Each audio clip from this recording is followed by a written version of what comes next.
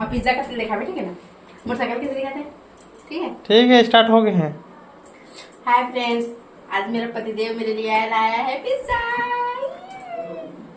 दिखा, देखो। हम गरीब के लिए पिज्जा बहुत कीमती चीज है, बहुत मुश्किल से मिलता है, इसीलिए कुछ कौन सा पिज्जा है? मैं क्या जानू यार, इतना मैं नहीं जानू, इतना मैं नहीं जानती पिज्जा के बारे में। कौन पिज्जा? कौन पिज्जा नहीं है यार, है दूसरा पिज्जा है। कौन है? कौन तो दिखता नहीं है। मशरूम। पिज्जा है, मशरूम। Okay, mushroom.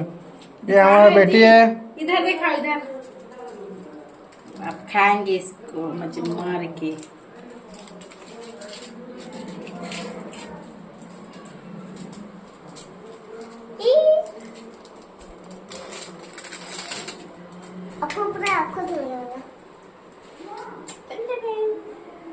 खा के दिखा।